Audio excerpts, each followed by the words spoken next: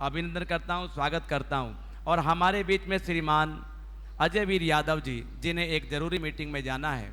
आप हमारे आग्रह पर शिक्षा विभाग की आवाज़, आप पूरे दिल्ली के अंदर जो है वो लड़ाई लगातार लड़ते हैं और निरंतर बहुत एक्टिव रहते हैं। आप इस आग्रह पर यहाँ पर आए और मेरे बच्चों को आशीर्वाद के रूप में प्रसाद स्वरूप आपने 5,000 रुपये की राशि भी दी। आपका अभिनंदन, स्वागत। और मैं चाहूँगा कि आप बच्चों को आशीर्वाद स्वरूप 2 शब्द कहकर उनके हौसला अफजाई करें।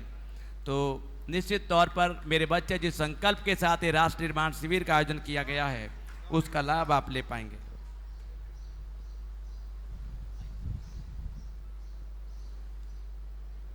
बहुत ही सम्मानित मंच, अति सम्मानित सदन, मंच पर उपस्थित सभी महानुभाव, सामने बैठे सभी युवा साथियों, मातृशक्ति, प्यारे बच्चों, आज का जो आयोजन है, मैं बहुत पहले से भाई अजय आर्य जी से परिचित हूँ, लेकिन इनके बारे में सुना समझा पूरी दिल्ली के शिक्षकों के बीच में कि अजय जी क्या क्या काम पूरे अखिल भारतीय स्तर पर करते हैं। लेकिन आज मैंने स्वयं आके यहाँ देखा कि हमारे अजय आर्य साहब किस तरह का संचालन, किस तरह की सोच रखते हैं। मैं इस आयोजन के लिए राष्ट्रीय एकता संघ के सभी सदस्यों को, पूरी समिति को साधुवाद देता हूँ, धन्यवाद देता हूँ। साथियों, ये जो शुरुआत है, हम आमतौर पे सोचते हैं कि जो सरकारें गठित होती हैं सारी जिम्मेवारी उनकी है, लेकिन ऐसा नहीं है। सरकार तो एक व्यवस्था है। सरकार तो हमारे एकत्रित किए हुए टैक्स के पैसे से व्यवस्थित रूप से देश के निर्माण के बारे में सोचती है, देश के विकास के बारे में सोचती है। लेकिन इस तरह की जो सामाजिक संस्थाएं हैं, जो गैर सरकारी हैं, उन्होंने जब अपने कंधे पे अपनी जिम्मेवारी लेते हैं तो समाज बहुत तरक्की करता है।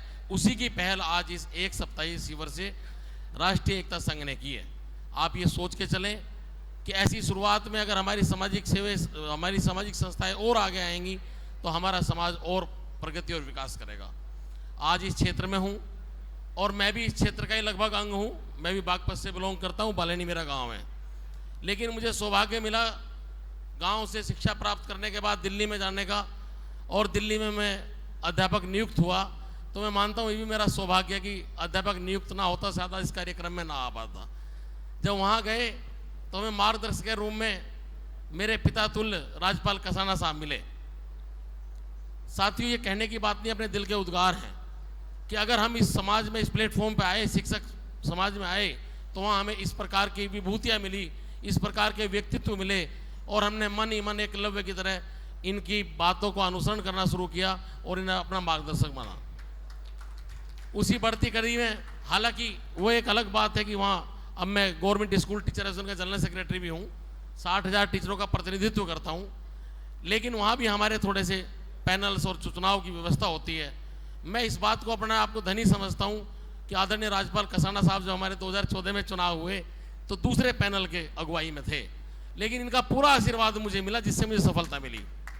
मैंने उस सफलता को अपना लक्ष्य मान लिया और लक्ष्य मान के इस समाज की सेवा की, और लगातार 10 वर्ष हो गए हैं इसमें।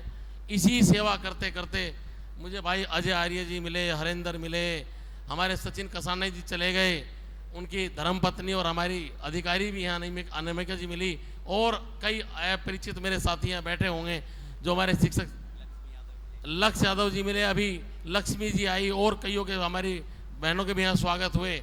तो इनके कारण ये अब शिविर की बात करते हैं, आजकल के गिरते संस्कारों में, समाज में गिरते हुए संस्कारों के लिए ऐसे ऐसे शिविर बहुत महत्वपूर्ण हो गए हैं। आज हम अपनी संपन्नता की बात करते हैं, समृद्धि की बात करते हैं। समृद्धि के पीछे कहीं ना कहीं हमारे संस्कार लुप्त होते जा रहे हैं। इस बात को कहने में कोई अतिशोक्ति नहीं होगी। इसलिए इस प्रकार के जो शिविर हैं, ये हमारे बच्चों को पुनः संस्कारित करेंगे, हमारे राष्ट्र को संस्कारित और समृद्ध करेंगे। इसलिए इस तरह के आयोजनों की आज बहुत ज़्यादा आवश्यकता है। हम बड़े बड़े फ्लैट, बड़ी बड़ी बहुमंजिलों में हम रहना शुरू हो गए हैं। पहले उसमें हम सोचते हैं कि हमारी प्राइवेसी कैसे हो, उसमें एक गेट से दूसरे गेट में परिचय नहीं है। हम भी ये चाहते हैं कि परिचय ना हो। उसके बाद जब हम अंदर चले जाते हैं तो परिवारों में भी दिक्कत होती जा रही है। अगर 4 व्यक्तियों का परिवार है तो उनके 4 कमरे हैं, और अपने अपने कमरों में, पिता अपने कमरे में, पुत्र अपने कमरे में, पुत्री अपने कमरे में, और सबके अपने अपने कमरे हैं। और उसके बाद और प्राइवेसी में आ गए हैं तो हमारे मोबाइलों में भी लॉक लगा हुआ है, सब उन्हें मोबाइलों में मस्त है। इस बदलते हुए युग में अगर ऐसे संस्कारी शिविर नहीं लगेंगे तो हमारी जनरेशन कहीं और चली जाएगी साथियों।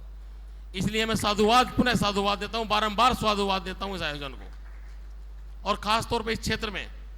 ये एनसीआर का बड़ा उज्जवल भविष्य वाला क्षेत्र है। अब संपन्नता की ओर हम, और यहां से आगे हम तो और पिछड़े हुए हैं बागपत की तरफ के, लेकिन और ये संपन्नता यहीं से होते हुए आगे जा रही है।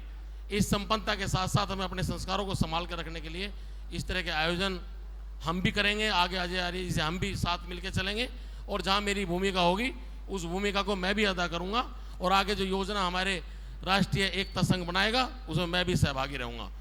साथियों, बार बार मुझे मौका मिलता है, अभी हमें आदरणीय जो मुख्य अतिथि के रूप में भाटी साहब आए, पूर्व मंत्री साहब, उन्होंने सर छोटू राम जी की बात की और बताया कि उन्होंने अजगर नाम रखा था। उसको भी कहीं, जब अजगर थे तो हमारी शक्ति और थी, जब अजगर में से थोड़ा टूटते गए तो हमारी शक्ति क्षीण होती चली गई।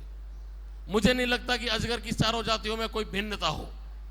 मैंने तो कभी नहीं समझा कि हम अलग अलग टाइटल अगर हमें मिल गए तो टाइटल मिले, सिर्फ हैं हम एक ही, हमारी एक जैसी वेशभूषा, एक जगह हमारा रहन सहन, एक जैसी हमारी संस्कृति और एक जैसा हमारा खान पीन, और हम सारे के सारे किसान कमेरा वर्ग से आते हैं।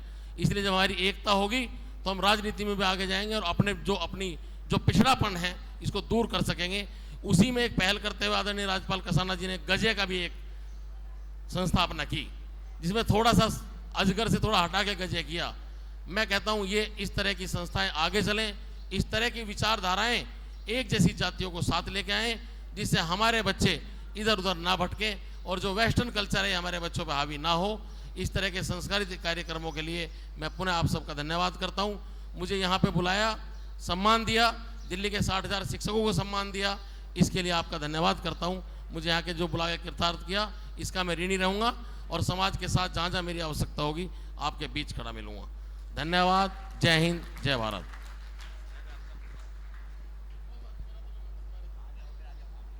मैं चाहूँगा धन्यवाद स्वरूप श्रीमान अजयवीर यादव जी के सम्मान में एक पटका पहना के श्रीमान राजपाल कसाना जी, श्री विजय कसाना जी और श्री तेजपाल प्रधान जी, बागपत जिले से, आपके ही जिले से अजयवीर यादव जी हैं और हमारी दिल्ली की आवाज़ है। आप उन्हें पटका पहनाकर और छोटा सा भेंट देकर और मूवमेंट देकर उनका सम्मान और धन्यवाद करेंगे। श्रीमान मास्टर मंतराम नागर जी भी हमारे बीच में हैं, आपका अभिनंदन है, आप भी एक बार आ जाएंगे। आपका बहुत बहुत अभिनंदन भाई अजयवीर यादव जी, जो कि मेरे बड़े भाई हैं और मेरे ही सब्जेक्ट्स हैं और मेरे वरिष्ठ साथी हैं। आपकी आवाज़ पूरी दिल्ली में गूंजती है।